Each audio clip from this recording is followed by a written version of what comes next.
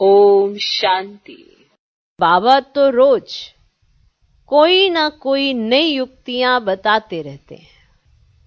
आप सुनेंगे तभी अमल में लाया जा सकता है, सुनेंगे समझेंगे तभी वो प्रैक्टिकल होता है।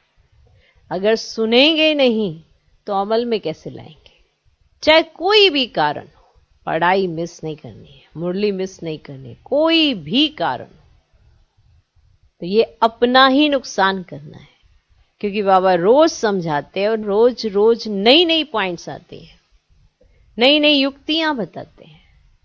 निकलना हमको है अपने स्वभाव संस्कार जो हमने रॉयल नहीं रखा है, जो हमारा अनादि आदि संस्कार होना चाहिए, स्वभाव होना चाहिए, वो नहीं है तो हमारा कलयुगी होगा।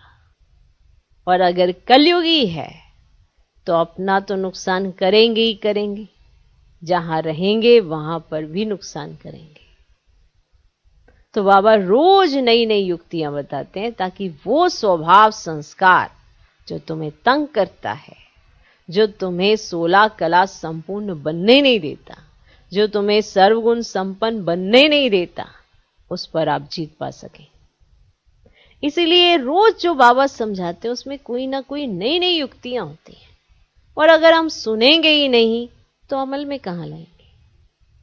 जब सुना ही नहीं कुछ होगा तो फिर चिंतन कैसे होगा? और अगर चिंतन नहीं होगा तो परिवर्तन कैसे होगा? तो सुनेंगे तो ही तो अमल में लाएंगे। अब सुने ही ना कोई कारणवश, कोई भी कारण हो, से कहते हैं ना, सुई जैसा भी कोई कारण, सरसों के दाने मिसल भी कोई कारण, कोई भी कारण हो, पढ़ाई नहीं छोड़नी है। पढ़ाई छूटी सब कुछ छूटा। क्योंकि भगवान जो रोज पढ़ाते हैं, नई नई युक्तियां देते हैं, वो आप तक पहुंच ही नहीं रही हैं, तो आप जीतोगे कैसे? इसीलिए सुनना बहुत जरूरी होता है, फिर चिंतन करना बहुत जरूरी होता है, तब जाके परिवर्तन होता है। हम सब बैठ तो जाते हैं, बैठते तो सब एक समान है, बैठ गए। बैठने का तरीका तो सबका एक जैसा है, पर बैठ के बैठे कौन? बुद्धि किसकी बैठी है?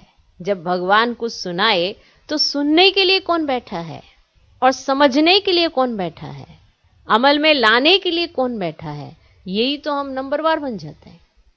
भगवान तो एक समान ही समझाते हैं, आपको भी वही समझा रहे हैं, हमको भी वही समझा रहे हैं, और बाहर में भी कोई सुनेगा उसको भी वही समझा रहे हैं, पर हम सब नंबरवार हैं। कोई नंबर 1 बन जाता है, कोई नंबरवार बन जाता है, कोई लास्ट में आता है।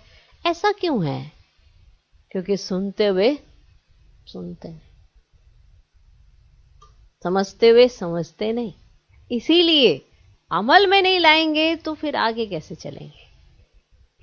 इसलिए पढ़ाई कभी भी मिस नहीं करनी चाहिए। ये वो पढ़ाई है, एक भी दिन मिस हुई बहुत बड़ा नुकसान। एक भी दिन मिस हो गई तो बहुत बड़ा नुकसान उठाना पड़ता है। कई कहते आज समय नहीं मिला, आपने खाया भी, सांस भी ली, पानी भी पिया, सब कुछ शरीर की खातिर तो आपने सब कुछ किया, पर आत्मा जिसको अगर भोजन ना मिले तो वह कैसी होगी? वो तो शरीर को चला ही ना पाए।